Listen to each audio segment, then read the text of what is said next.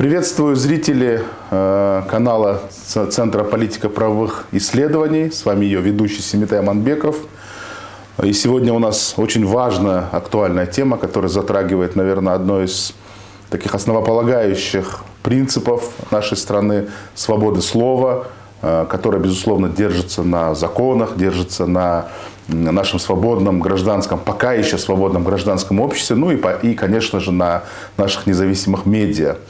И сегодня, к сожалению, над свободой слова нависла такая очень серьезная угроза. С разных фронтов свобода слова подвергается давлению. И один из инструментов давления – это законодательные инициативы по смене всех законов, которые регулируют средства массовой информации. Сегодня мы будем говорить о новом законопроекте о СМИ, который уже в течение нескольких месяцев обсуждается. Создана специальная рабочая группа из числа медиа, из числа инициаторов закона администрации президента. Но там сейчас происходят определенные перетурбации, наверняка все СМИ видят. И сейчас мы хотели бы обсудить насчет этого закона с нашими экспертами. Сегодня у нас в гостях руководитель «Кактус Медиа» Дина Маслова. Приветствую вас, Дина. И медиапредставитель Ахмат Алагушев. Здравствуйте. Спасибо, что в раннее субботнее утро, несмотря на выходной, пришли в нашу студию, чтобы обсудить такой важный вопрос. И начну с первого вопроса, наверное, к вам, Ахмат, как юристу. Законопроект о СМИ, уже есть 3 варианта. Говорится о том, что третий вариант, который приняли, он идентичный с первым вариантом. Ваш комментарий был, одному из средств массовой информации. Расскажите, пожалуйста, что в этих вариантах содержится, какие угрозы и риски для свободы слова в этом законопроекте? Спасибо за приглашение, Семитай. Да, наверное, стоит сказать, что изначально сам законопроект, который был в прошлом году нам всем представлен, его повесили на сайте администрации президента, на самом деле он был изначально почти что с копипейстинг с российского закона, действующего российского закона о СМИ. Это даже отметили, скажем, и факт-чекеры, которые проверили, уже официально в процентном соотношении дали. Некоторые статьи были чуть ли не 100%. И на самом деле это вызвало большое возмущение. Зачем, копипейстить именно закон Российской Федерации, действующий. Еще тот момент, что в справке обоснования представлено было указано, что основной целью того, чтобы что-то поменять, изменить, это тот факт, что действующий закон о СМИ просто морально устарел. И там что-то противоречит действующей Конституции. На самом деле это от лукавого, потому как если, допустим, мы посмотрим на действующий российский закон, то он на годик даже постарше будет. Да, вносились изменения какие-то и так далее. Но даже по своему содержанию тот же российский закон, он такой большой, насыщенный, в 2 раза больше по объему, чем наш действующий. Но это понятно, потому что, скажем, в законодательстве в Российской Федерации нет отдельного закона о телерадиовещании. И нормы сидят в самом законе о СМИ до сих пор. Когда, как у нас, когда-то уже давным-давно был принят закон о телерадиовещании. И то есть он делит уже отраслевые СМИ. То есть и в принципе очень много таких же моментов в тех же нормах, которые уже, скажем так, рудиментарные, они не нужны. То есть в том же законе о СМИ не нужно прописывать, скажем, процедурные вещи, вопрос регистрации, перерегистрации, вопрос, скажем, прав и обязанностей журналистов, так как у нас есть, опять же, профильный закон о защите профессиональной деятельности журналистов, который в свое время тоже прошел через экспертную и правозащитную оценку, его оставили. То есть были попытки его признать утратившим, но его отстояли, и он действует. И там все прописано. Очень много норм дублирующих. И поэтому мы изначально говорили, что этот закон, он не нужен. Ну и, наверное, если говорить об основных таких моментах, требованиях, которые мы выставляем, то это, наверное, все-таки вопрос о регистрации именно интернет-изданий. Интернет-изданий,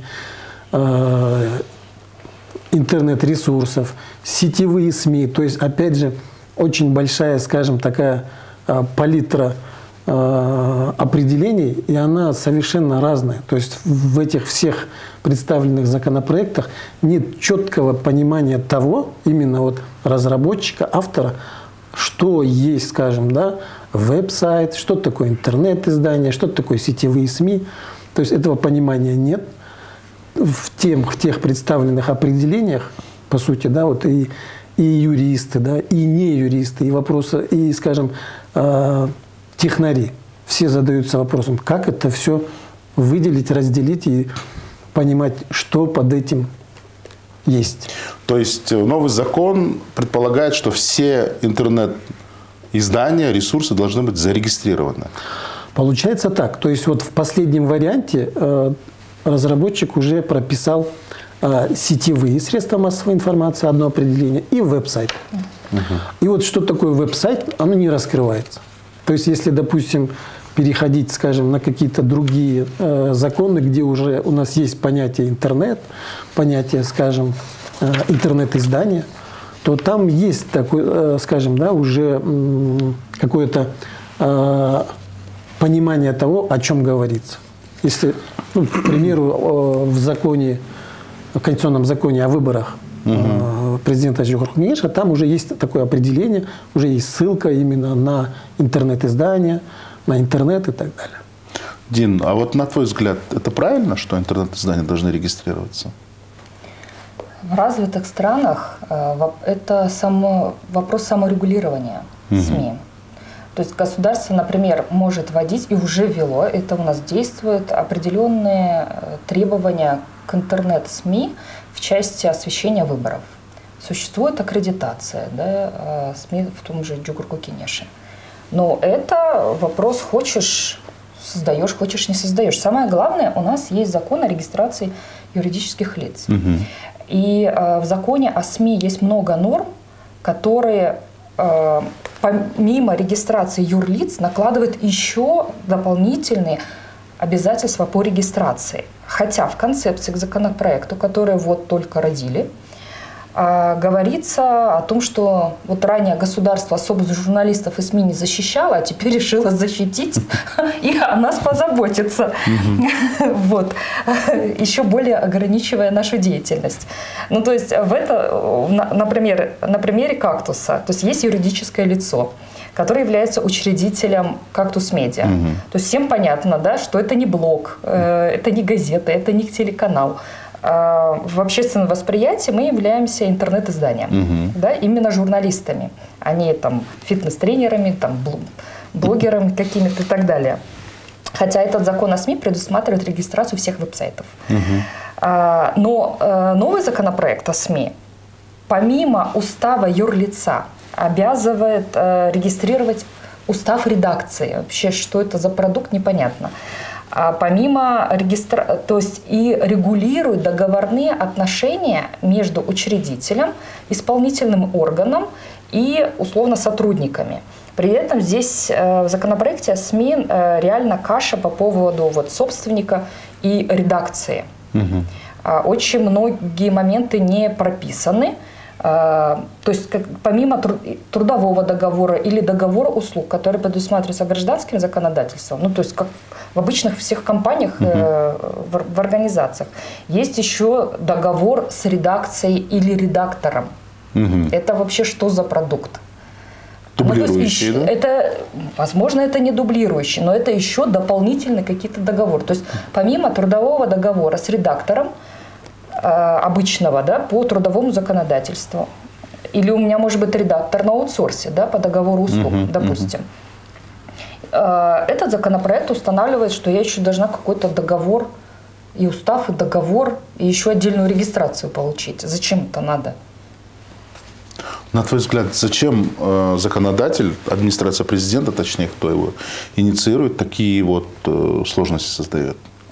На мой взгляд, значит, то есть я считаю, что концепция, где говорится о том, что закон морально устарел, это просто манипуляция, потому что если посмотреть понятийный аппарат к новому законопроекту предложенному, он сильно устаревший. Например, тут рассказывается про альманах, который должен выходить почему-то не реже, чем раз в 3 месяца. Ну, то есть какие-то такие вещи, которые редакционная коллегия, то есть такие понятия, да, эти понятия давно устарели. На самом деле понятно, что государство хочет контролировать интернет, но не знает, как это сделать. И делает достаточно неумело. В том числе напихивая в закон о СМИ много отсылочных норм. То есть в очень многих нормах, статьях говорится в соответствии с законодательством Кыргызской республики или и на других законных основаниях, не уточняя вообще, о чем идет речь. В целом хотят контролировать интернет. Второе, конечно, за счет введения норм о регистрации СМИ нужно понять, что независимые издания с независимой редакционной политикой эту регистрацию не пройдут. Это раз. Во-вторых, здесь такие нормы по ликвидации закрытия СМИ, которые при нашей судопроизводственной практике, ну, то есть может через неделю все это добро закрыть. Ну, то есть это ключевая проблема на самом деле. Конечно, есть серьезные ограничения. Я обратила внимание вообще по освещению тем. Всячески инициатор хочет защитить именно должностных лиц. Вот эта формулировка «должностные лица» встречается. То есть, например, граждане, должностные лица и юридические лица. То есть должностные лица – это какая-то особая каста неприкасаемых, которые могут потребовать удаления материала, его изменения, и мы должны это сделать, да? Или они могут обязать публиковать какие-то материалы. Прямо например, в законе свои пресс-релизы. Ну вот элементарно. То есть там есть обязанность публиковать материалы госорганов. Обязанность. Особенно подчеркивается обязанность публиковать материалы, которые касаются пожарной безопасности и чрезвычайных ситуаций. То есть мы, как медиа, сами знаем, о каких ЧС писать. То есть, если это действительно значимая чрезвычайная ситуация, где-то сошла лавина, не знаю, землетрясение, еще что-то, это одно дело. Или, например, пожары. Про какие-то известные пожары в городе, ну, мы сами заинтересованы об этом написать. Другое дело, я не считаю нужным про все пожары страны, про которые знает МЧС, об этом это публиковать. Кто это будет делать? У меня нет даже дополнительных ресурсов для рерайта этих релизов. А нас хотят обязать это делать. И вообще вот эта вот формулировки про должностные лица говорит о том, что просто чиновники хотят себя очень сильно защитить, выделяя себя от обычных граждан. Есть формулировки, там, условно, да, связанные, там, дискриминация какая-нибудь по образованию или и так далее. То есть, с одной стороны, здесь говорится, что СМИ не несет ответственности за публикацию дословного воспроизведения, и далее перечисления депутаты, там, министры, органы, короче, весь чиновничий аппарат. Но при этом нельзя как-то унижать достоинство, например, по теме образования. То есть если какой-то эксперт скажет, что вот этот депутат необразованный, вообще просто глупый, то есть он про себя-то думает, что он просто дебил, то это можно расценить как злоупотребление свободы слова. И СМИ будет тоже нести ответственность, да? И вообще вводится понятие, которое совершенно не раскрывается, что СМИ можно закрыть за злоупотребление свободой слова. Это вообще что? В законопроекте об этом не говорится, что это. То есть, соответственно, каждое должностное лицо может решить, что это не только унижает его честь и достоинство, но, кажется, является злоупотреблением свободы слова. У меня вопрос как к мату, как к юристу. Вам не кажется, вот то, что говорит сейчас Дина, это прямое противоречие с Конституцией, которая, во-первых, говорит, что у нас каждый волен говорить то, что он хочет, да, это свобода волеизъявления. И тут же вводится злоупотребление свободы слова. Тут же говорится, что каждая СМИ является свободным и независимым, и тут же вводится обязанность регулировать какие-то пресс-релизы. Да, но вот на самом деле вот такие противоречия они и раньше были. То есть то, что скажем, есть в Конституции и нет в законах, либо наоборот. Потому как мы же отметили, что сам закон действительно устаревший, много туда не вносилось именно в закон о СМИ. А Конституция у нас менялась и менялась. Да? И, скажем, можно сказать, что в принципе, где главы, где говорится о правах человека, в принципе, в большинстве своем Конституции все отлажено и неплохо. А, скажем, вот в законах вот этих, в том же в профильном, в СМИ-законе, они настолько уже устаревшие, да, вот есть отдельная норма по злоупотреблению. И она на самом деле, вот этот перечень, он настолько устаревший, да, который перешел к нам вот как некий рудимент, да, еще из советского прошлого. То есть там честь и достоинство народов там, страны. Есть вот такие моменты, связанные вот уже еще с той, да, скажем, такой пропагандой, наверное, да, или какой-то это, еще когда у нас была коммунистическая партия. И суть, наверное, все-таки в том, что, вот как Дина же сказала, что хотят зарегулировать именно интернет. На самом деле его не нужно регулировать, и вот эти отсылочные нормы, как раз-таки, которые мы просим у разработчика, и они их не могут, да, нам пока предоставить, потому как сложно, да, это все, с одной стороны, сформулировать, с другой стороны, у нас уже, скажем, в законодательстве все это есть. Мы в свое время как-то даже проанализировали. Раньше, скажем, почему не хотелось, допустим, да, мы говорили о том, что не регистрироваться как СМИ другим ресурсам. Дело в том, что вот в тех отсылочных нормах, а это, скажем, Уголовный кодекс, к примеру, возбуждение вражды, статья 330. Раньше там был один квалифицирующий признак, да, только распространение в средствах массовой информации. Сейчас там есть интернет-издания, интернет-сетях и так далее. Она, кстати, в Уголовном кодексе по-разному тоже, да, эти нормы, дефиниции прописаны, но это дополнительный квалифицирующий признак. И мы сделали вот такую некую сверку по Уголовному кодексу. То есть во всех статьях, скажем, да, возбуждение вражды, статья, связанная вот, опять же, с вот этими государственными преступлениями по там, свержению конституционного строя и так далее, везде в этих статьях теперь есть интернет-издание, либо в сети интернет, то есть как квалифицирующий признак. То же самое есть и в Кодексе о правонарушениях. То есть в свое время это вносилось в Адм-кодекс, в Кодекс о правонарушениях. То есть по большому счету, скажем, государство, которое говорит, да, у нас это не отрегулировано, но от лукавого. Не так. То есть ответственность есть. И мы говорим, что у нас вот как офлайн, так и онлайн ответственность вся предусмотрена, как в Гражданском кодексе, так и в Уголовном и Административном. Глава рабочей группы Мурат Укушев неоднократно заявлял, что интернет регулируется во всех соседних странах и вообще во всем мире. И якобы, что нам тоже пора к этому перейти. Как обстоят дела в других странах? Как они регулируют интернет? Ну вот в том же, вот, кстати, вот законе, в действующем законе Российской Федерации, честно говоря, вот не хочется на него ссылаться, но вынужденно, да, потому как наши списали. Наши с него списали.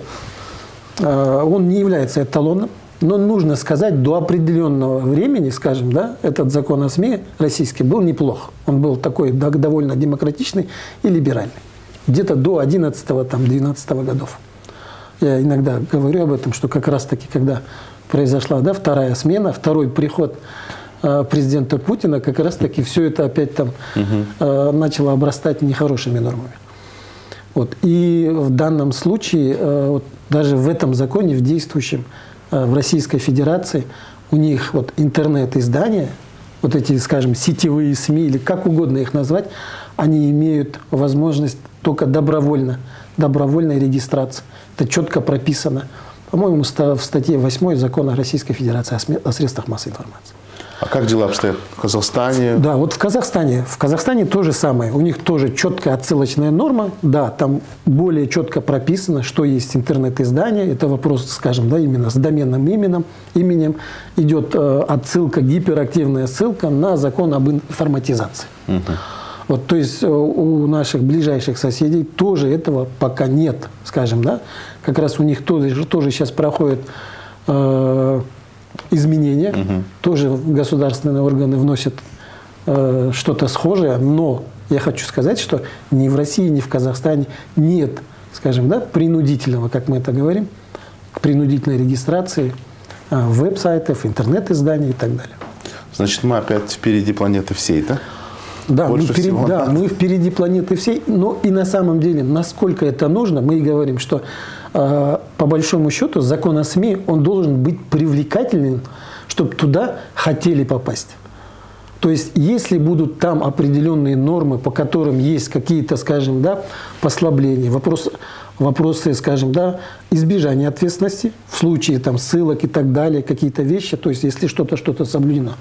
То есть, сам закон о СМИ, он должен быть привлекательным. Туда, скажем, те издания, там, сетевые, веб, интернет-издания, они, по идее, должны туда стремиться сами. Сами хотели туда попасть. По идее. Не должно быть вот этой принудиловки. Потому как правильно Дина сказала о том, что, скорее всего, будет это выборочно. Вопрос, скажем, да, кто первый. Потому как в закон прописывается вот эта регистрация и все это, то, что должно быть в подзаконных актах. Нужно отметить, что на законопроект отдельными министерствами даны свои заключения и замечания. И стоит отметить, что они очень положительные в плане того, что очень много, скажем, выявлено ими нарушения, которые имеются в законопроекте. То есть, опять же, что касается и отсылочных норм, то же самое Министерство экономики и указало прямо сразу же, да, о том, что обязательно по этому законопроекту должно быть АРВ. То есть анализ регулятивного воздействия. Дина Маслова – одна из активных членов рабочей группы, которая вносит свои предложения.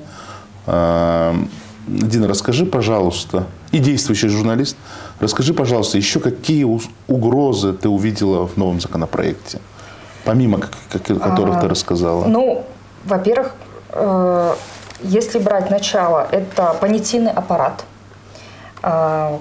Что есть, кто такой редактор и зачем в законопроекте прописываться вообще главный редактор. Во многих редакциях его нет, это раз. У редактора очень большая ответственность, при том, что главный редактор не сидит 24/7. То есть есть другие редактора, которые ответственны в конкретный период времени за выпуск контента. Выпускающие редакторы. Понятие редакционной политики. У инициатора вообще нет понимания, что есть редакционная политика.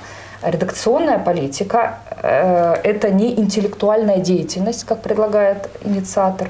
Это обычные стандарты, что в нашей редакции мы пишем миллионы, а не миллионов. Знак доллара мы пишем там долларов или значком. Это могут быть какие-то орфографические, это может быть правила оформления материала, что выделяем жирным, курсивом, там, заголовками, правила оформления картинок, титров. И в случае с нашей редакцией у нас есть внутренний этический кодекс. Но это не интеллектуальная деятельность, это просто внутренние стандарты, правила. Технический регламент. Да. Есть проблема в целом с понятием распространитель. Это тоже такой рудимент. Хуй из распространитель представления законодателя. По законопроекту распространитель – лицо, осуществляющее распространение продукции средств массовой информации по договору с редакцией, издателем или на иных законных основаниях. СММщик. Хорошо. На иных законных основаниях репост законен? Это интернет. Хороший вопрос. Это значит, что распространителем в случае с интернетом являются все, кто лайкнул, оставил комментарий, потому что алгоритмы созданы так, что они увеличивают охват. Взаимодействие. Да. Это репост любого и сотрудника, и любого читателя, да, может быть. Вообще, конечно, уполномоченный госорган по делам средств массовой информации, это вообще зачем еще нам одно министерство нужно? По интернету, ну то есть по терминологии веб-сайт и интернет, во-первых, у нас разрабатывает цифровой кодекс. Я все-таки считаю, что нужно и в Минцифры проконсультироваться. И вообще меня смутило то, что, отправляя первую версию законопроекта на согласование, не отправили в Минцифры. То есть это тоже на самом деле говорит о том, что, пытаясь актуализировать законопроект, действует очень старыми методами, а Минцифры регулирует интернет. Все, что связано там с провайдерами, то есть там как раз знают, что такое хостинг и так далее. Да?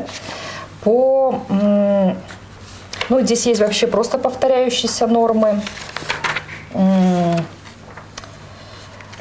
Про недопустимость злоупотребления свободой выражения я уже сказала. Там, конечно, очень много перечислений. Отдельные пункты есть по гендерному и иному социальному превосходству. Ну, там, например, если кто-то сказал Балконский, это социальное превосходство или нет? Ну, то есть, на самом деле, есть такие формулировки, куда все можно подключить. Но есть серьезные ограничения по освещению.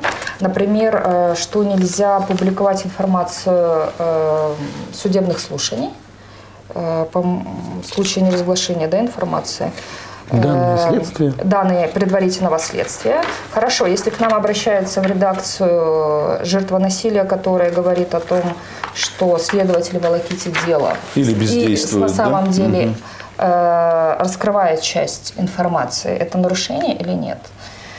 Вообще незаконченное судебное разбирательство. У нас есть законодательство о том, что судебные процессы вообще должны быть открытыми. Сейчас большой спор и, конечно, возмущение, что тоже дел по Кемпирабаду засекретили. А инициатор предлагает незаконченное судебное разбирательство не освещать. По тому, что связано с частной жизнью, то есть еще раз хочу подчеркнуть, что хотят огородить должностных лиц различными запретами по освещению их имущества, например, да, каких-то нарушений, то, что, не знаю, там у жены много Cartier и Gucci. Ну, то есть это же все личная информация, да, но она носит общественный характер. И понятие общественного характера, вот, например, Матраимов или вчерашнее, да, тройное убийство. Что из них общественный характер? И то, или что-то одно? Вот эти все вопросы не урегулированы. Есть такие непонятные пункты, опять же, вот внутренние по взаимодействию, по ответственности собственника и редактора по искам. Законопроект противоречит в некоторых нормах.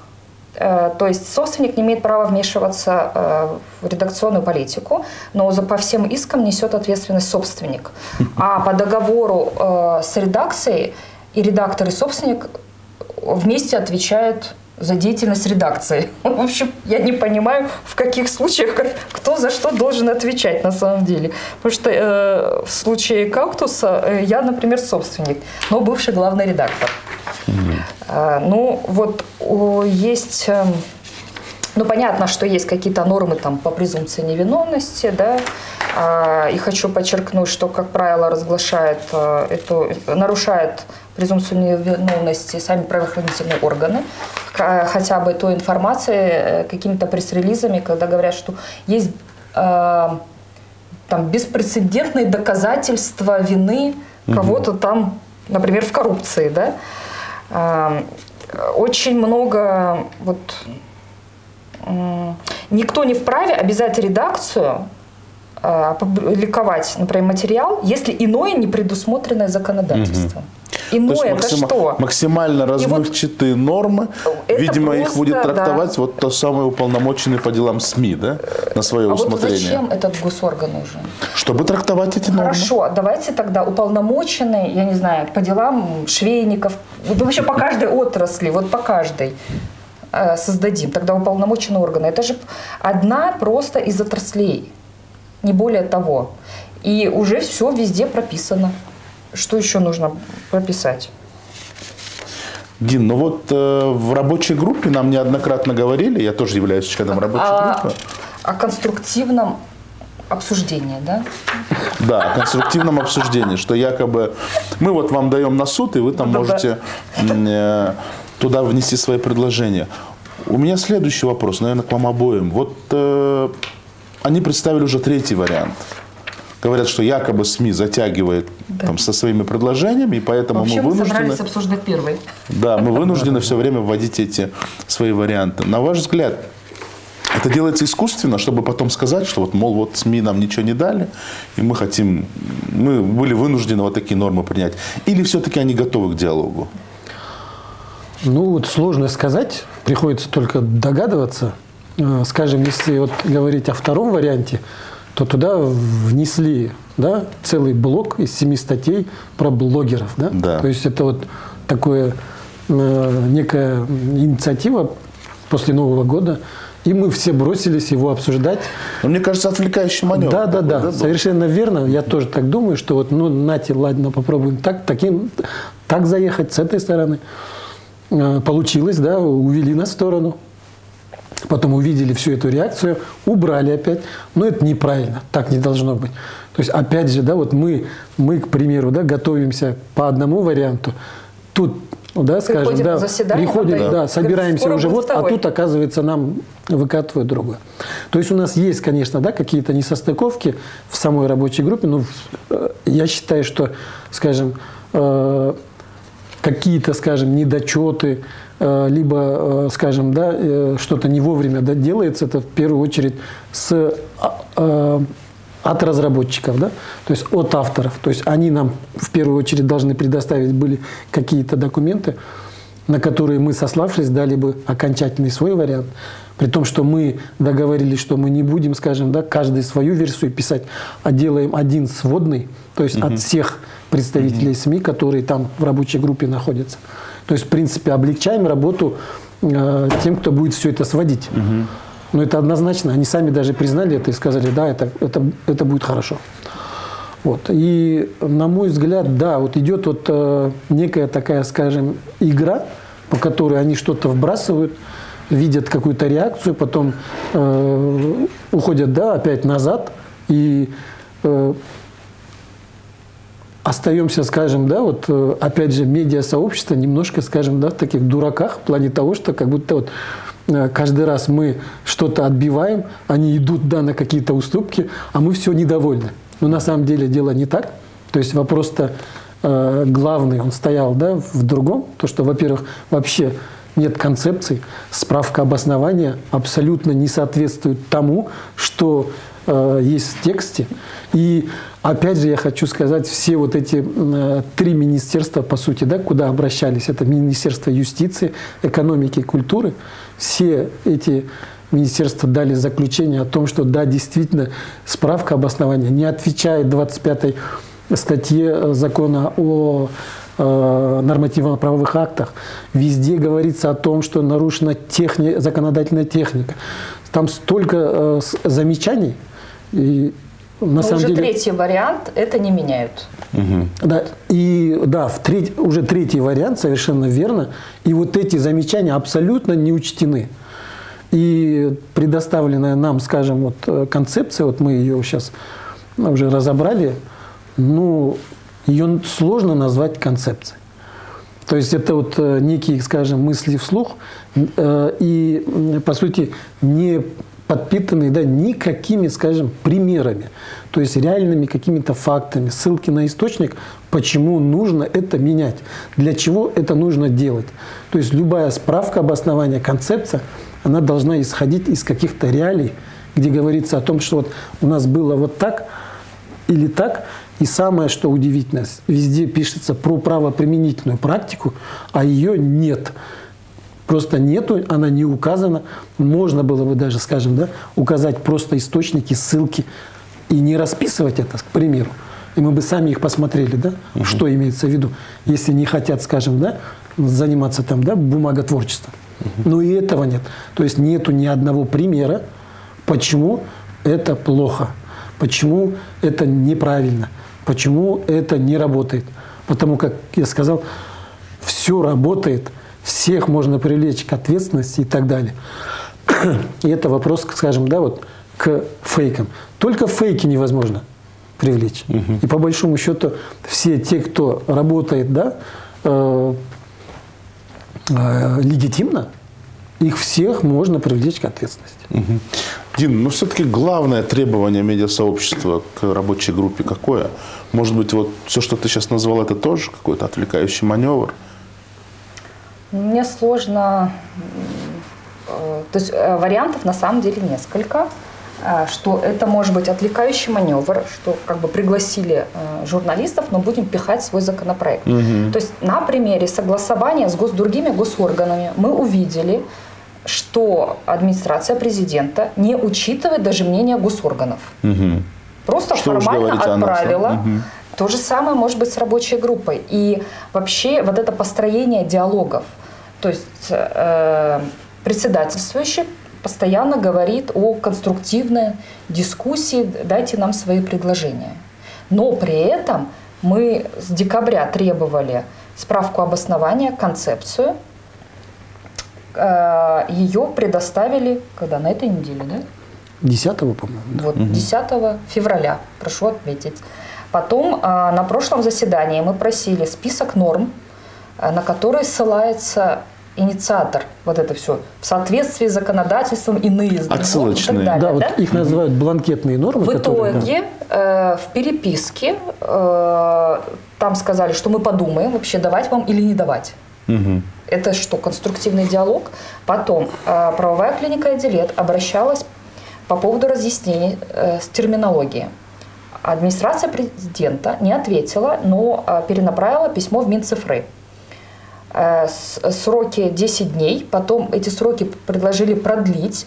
У меня тоже вопрос Минцифры, что не знаю, как вообще в нашем законодательстве определение веб-сайта, интернета, это же уже есть во многих законах. Сейчас разрабатывается цифровой кодекс. Если из другие министерства не могут это сформулировать, то должно это делать Минцифры. Почему он это делает такое количество дней? Конечно, последний вот по поводу второго варианта, то есть позиция администрации президента, что это мы что-то не предоставили. Ну вы же тоже, мы же должны были прокомментировать то, что предоставите вы, а вы нам не предоставили, что мы должны прокомментировать. Ну, то есть конструктива здесь, я бы сказала, не сильно много.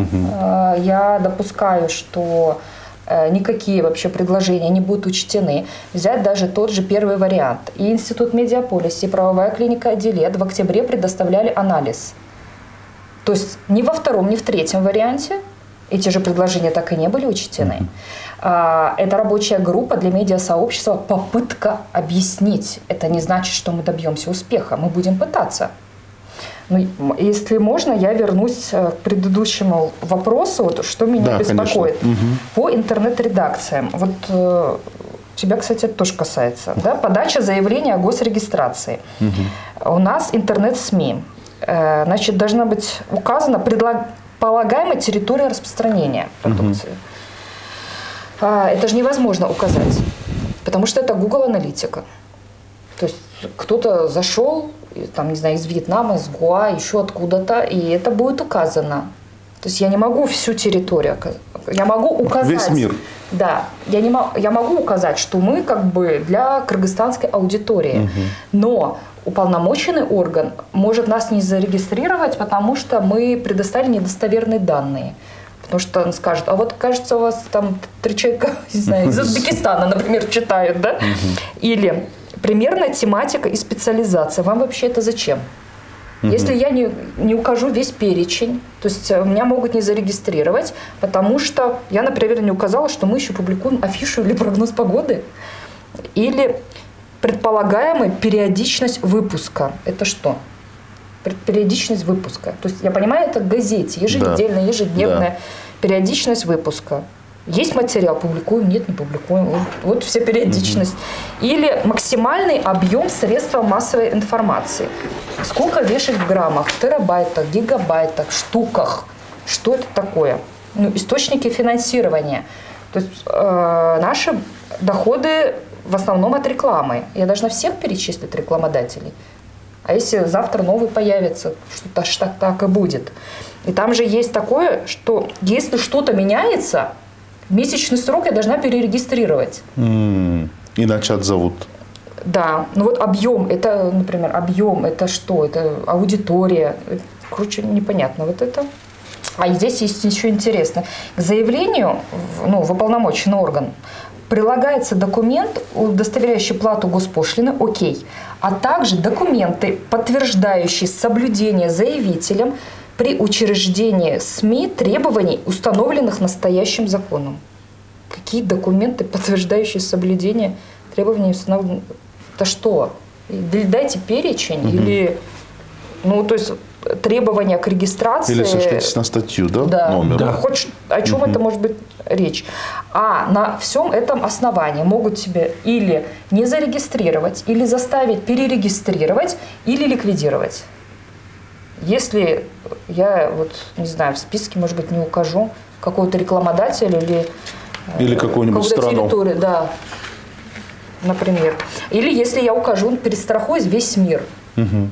Вот Минюст скажет, что это весь мир. На Кыргызстан вы делаете, это недостоверные сведения. Да, что-то в Аргентине вас не читают, да? Да. Значит, недостоверные сведения. Кстати, вот насчет уполномоченных органов, там они включают Министерство юстиции и Генеральную прокуратуру. И в своем заключении Министерство юстиции уже сказало, нас туда не включайте, мы не будем уполномоченными органами. Но они включили все равно. Ну, пока они там торчат, да, ниже в нормах. Ну, то есть они до сих пор, вот как Дина сказала, они абсолютно не учитывают то, что были замечания на самый первый вариант. Ахмат, а что это? Вот непрофессионализм или специальная попытка нас вот так вот всех? И то, и другое. Да, вот мне кажется, да, и то, и другое, и того, и другого, и можно без хлеба. На самом деле, дело в том, что каждый раз, когда чего-то нет, мы об этом говорим, и мы, наверное, выглядим некими такими склочниками, да, как склочники, которым каждый раз что-то не нравится. Но надо сказать, что все-таки, скажем, да, обсуждается профильный закон, и СМИ, да, или, скажем, да, медийное сообщество, оно же не может молча сидеть. Конечно, это обсуждается, и у них есть ресурс. И через свой ресурс, то есть пока это все переписка идет, медийное сообщество выдает это все. И оно немножко выглядит, как будто это все немножко склочено. Да? Но с другой стороны, это очень правильно, это должно быть, то есть общество должно за этим следить. Мы, допустим, наши встречи, скажем, да, так, пока что так не публиковали, да, не освещали. Поэтому я считаю, что если говорить о том, что это, то мне кажется, да, тут и некомпетентность, то есть сфера, скажем, да, не того человека, кто этим занимается, то есть далеко, да, то есть не разобравшись, стали этим заниматься. Потому как изначально нужно было пригласить рабочую группу и уже идти, скажем, да, по пути того, что писать четко, да, какой-то новый документ, а не списывать его и теперь убирать, добавлять, латать, резать, крыжить. То есть это очень сложно. Я хотела вспомнить про прошлое заседание, когда мы спрашивали, откуда вообще, кто придумал эти нормы про блогеров и все остальное. Это какое ведомство? И нам ответили, что собирались разные предложения, в том числе анонимные. Плюс был наш собственный анализ. Но мы получили после анонимных предложений и собственного анализа администрации президента вариант, где не учитывается предложение Минэкономики, Минюста, Минкульта, юристов из медиасообщества и самих медийщиков. И непонятна позиция Минцифры. Да, там вообще ее вышвырнули. Да. Но при этом есть анализ и предложения, в том числе анонимные. Главные анонимы у нас где? В конторе сидят или где? Нет, на самом деле, да, я этот вопрос задавал, мне сказали, это простой народ. Да. Сидит, читает этот закон и решили, а вот нам надо блогеров внести туда. Да. Абсолютно абсурдная была ответ, да, аргументация. Да, я просто был шокирован. А кто автор, да? Народ, я говорю, кто автор? Народ? Вы думаете, только вы сидите? Вот там тоже сидят, целая семья сидит. Вот так целая семья сидит и, говорит, разрабатывает эти поправки в ваш закон. Удивительно. Подытоживая нашу беседу, буквально короткими ответами на два вопроса. Первый. Собирается ли медиа-сообщество вносить предложения, в конце концов? И каким образом будете строить дальше работу с рабочей группой? Предложения есть. Большая часть их была готова и ко второму варианту. По поводу дальнейших, мы ждем заседания. То есть я рассчитываю на постатейное обсуждение, по крайней мере. Да, 21 февраля у нас так называемый дедлайн. Мы к этому числу все свои обобщенные предложения, замечания сформируем, доделаем и вышлем. И уже, скажем, наверное, тогда будет ясно, да, наша следующая дата заседания, пока ее нет, открытая. Но, в принципе, мы, да, действительно, пока еще идем и движемся в этом направлении. То есть... я к тому, что, вот, Тин, по твоему анализу я понял, что там 80% этого закона надо менять. Вот получится ли это в процессе? Я не знаю. Инициатор, скорее всего, тоже настроен решительно. Я на самом деле не уверена, что инициаторы хотят конструктивного диалога, потому что, во-первых, у них есть политические цели и задачи, а во-вторых, они некомпетентны. Отлично. А тогда такой вопрос. Если закон примут в таком варианте, что ожидает СМИ и как себя поведут интернет-издания, чтобы продолжить свою деятельность? Открой салон красоты.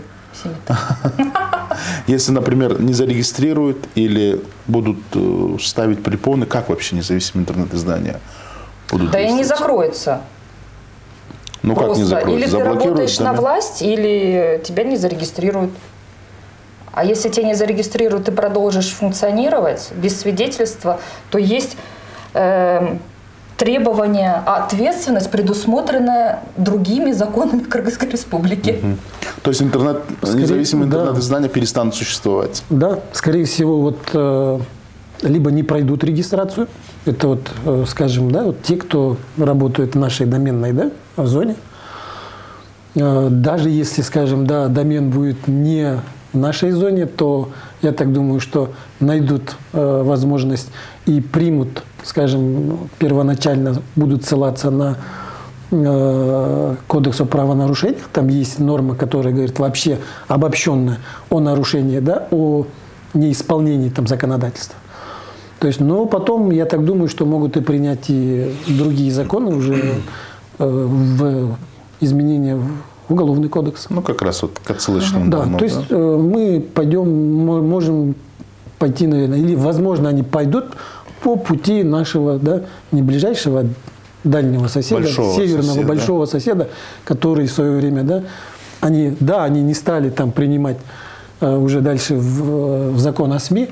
Зачем, да? То есть там приняли такие... Закон об иноагентах, например. Да, там очень много других норм. Да, один вопрос был такой. Если все СМИ закроют независимые, как вообще журналистика будет дальше двигаться? Например, в России там издания, например, «Медуза» или «Медиазона» продолжают функционировать, несмотря на все их блокировки, признание иноагентами. Это одна часть. Такая, позитивная часть, хорошо такая. Вот есть второй сценарий, гораздо негативен, когда, честную независимую журналистику уничтожили, к ним взамен приходят вот эти группы, интернет-группы, да, например, как «Беспредел KG», «Компромат KG», да, где на Фейсбуке, в всех социальных сетях, куда длинная рука государства не дотягивается, будут просто писать там информацию, существовать как некие паблики, но там уже без стандартов журналистики, по всем жанрам желтой прессы, жанрам соцсетей, что приведет к обратному, да, к информационному хаосу, к фейкам, к дезинформации. По-моему, сейчас на весах независимой журналистики как-то, да, там рамки определяет, да, делает какую-то там повестку, да, например, человек прочитал в соцсетях какой-то фейк, пошел в «Кактус» условно за подтверждением, не нашел, ну, значит, фигня, а теперь только будет смотреть на Facebook. Я к тому, что не приведет ли это наоборот, к тому, что у нас дезинформация, фейки, вообще информационная безопасность, наоборот, да, ей будет представлена огромная угроза. Однозначно. Но мне кажется, именно этого и добивается, потому что в таком хаосе информация легко манипулировать, потому что у государства остается огромный информационный ресурс, те же госсми.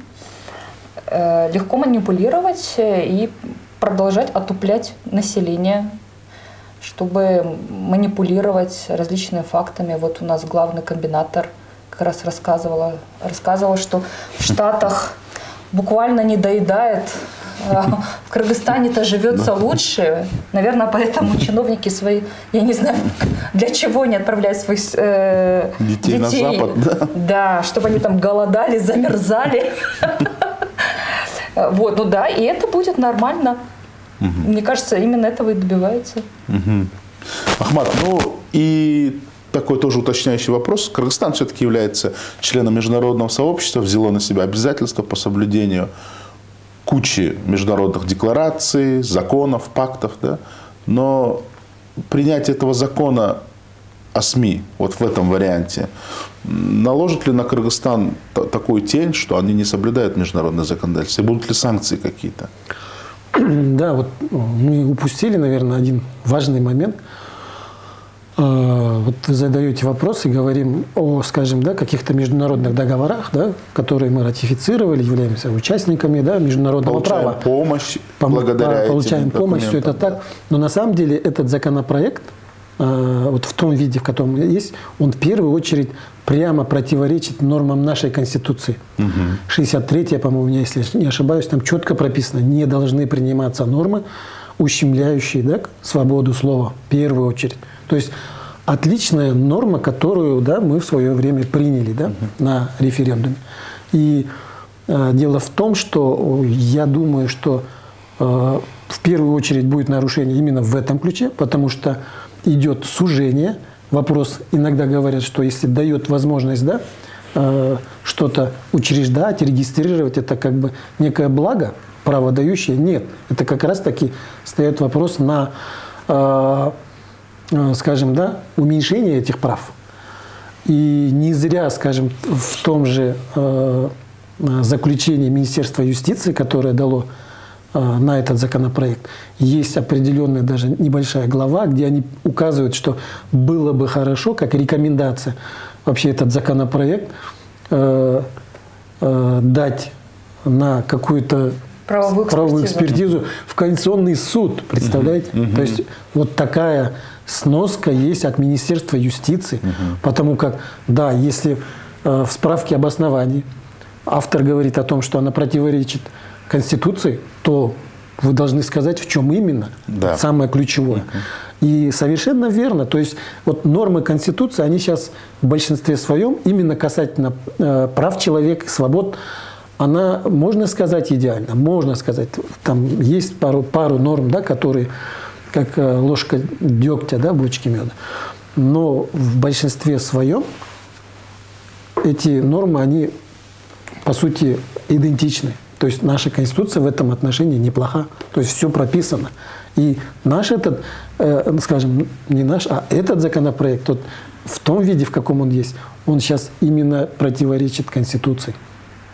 Ну, Конституция у нас, как известно, меняется чаще, чем закон. Меняется, да. Но вот вчерашнее выступление, точнее спор Акылбека Джапарова с Адаханом Мадумаровым показывает, что есть Конституция, там прописано, что пенсия там должна соответствовать прожиточному минимуму. Умереть, что ли? Да. Ну, ему сказали, ну, как мы, умереть нам, что ли? Да. То есть Конституцию можно поправить. Я к тому и говорю, что если этот закон примут, как вы думаете, международное сообщество отреагирует на это адекватно?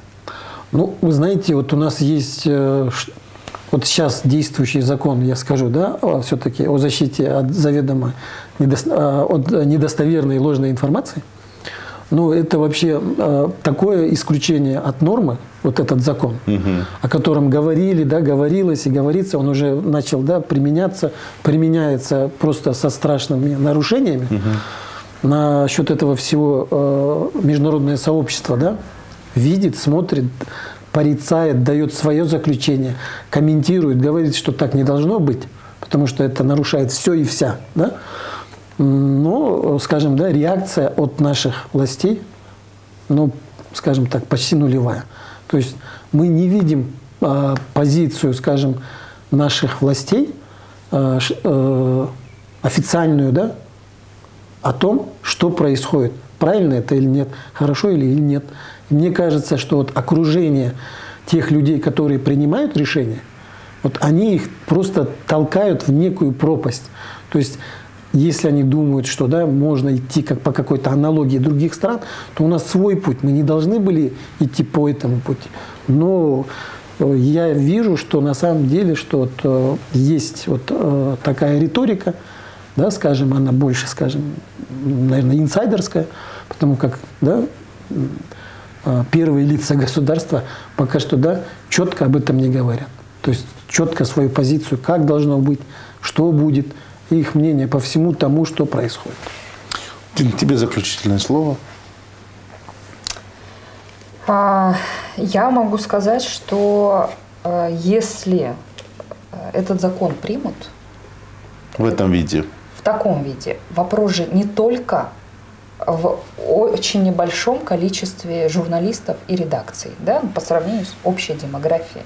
Проблема-то будет у самого населения, куда обращаться по поводу разбитых тротуаров, незаконных судов, беспредела милиции, по поводу... То есть мы очень много комментариев экспертов публикуем, взять тот же дискуссию вокруг налогового кодекса. Все эти голоса не будут услышаны. Ни бизнес, ни граждане, особенно социально уязвимые слои населения. Кто будет у нас говорить о смоге? Ну, то есть этот голос тоже не будет услышан. То есть мы аккумулируем проблемные темы и говорим о них, чтобы государство их решало. Проблема в том, почему эта критика звучит для них так больно. Потому что проблем много, а решать их не умеют. И, то есть, и проще просто как бы закрыть и жить в таком мире, где, ну, который созданный им самими, иллюзорном мире. Но это не является той реальной действительностью. Это тогда власти еще более будут оторваны от общества, потому что они вообще не будут тогда слышать голос. СМИ нет, где можно почитать о проблемах. Личные встречи, мы сами прекрасно знаем, как организуются, просто выгоняют на холода девушек в национальных костюмах, собирает определенный контингент, который рукоплескает всем чиновникам. И таким образом... Эксперты придворные будут только... Нету смога у нас. Конечно. Все хорошо. Да, вам показалось. То есть еще больше будет увеличиваться разрыв между государством и обществом. Я хочу подчеркнуть, что власть принадлежит народу. Чиновники, есть же синоним, слуги народа. Но в нашем государстве проблема в том, что почему-то слуги трет серебряные вилки, их никто не может за это выгнать из дома. Да, то есть они как окупасы в Испании. Выгоняешь одних, приходят другие. Барствуют. Да, барствуют. Вот, то есть людям-то тоже нужно понимать, что власть на самом деле принадлежит им. И они должны требовать от государства подотчетности и решения их проблем. Потому что своими налогами мы платим за это зарплату. Это то же самое, как у руководителя наемный работник. Не выполняешь – иди вон. Спасибо. Я думаю, состоялась очень интересная, живая дискуссия. Самое главное, что та аудитория, которая нас слушает, услышала на самом деле очень важные очень важные кейсы на живых примерах, на живых предсказаниях, да, моделирования того, что нас ожидает в будущем. И хотелось бы в первую очередь обратиться, естественно, к народу, чтобы сейчас, когда журналистам сложно и на журналистскую братью наступают по всем фронтам, чтобы они не оставались равнодушными, потому что первое право будет нарушено их, то есть право граждан на получение качественной, объективной, правдивой информации. Да? Ведь те независимые СМИ, над которыми нависла угроза закрытия, они охватывают самый широкий спектр аудитории. Да? У них имеются самые многочисленные корреспондентские пункты, самые многочисленные редакции, экспертные пулы и так далее. Ну а государству хотелось бы в качестве примера привести, вот Дина очень правильно сказала, да, что если замалчивать проблему, ну по аналогии с зубом, если зуб у тебя заболел, у тебя кариес, конечно, можно не обращать внимания на боль, на эти нервные окончания, коими являются журналисты, да?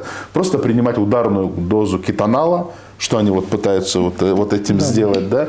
Но в итоге зубу лучше не станет, скорее всего, он разрушится и выпадет. Да? И это очень прямая аналогия с нашим государством, когда можно, конечно, эти проблемы не слушать, воспринимать критику как личное, хотя я всегда, как журналист, утверждаю, у нас нет цели бороться за власть. Мы не политики, мы не политическая сторона.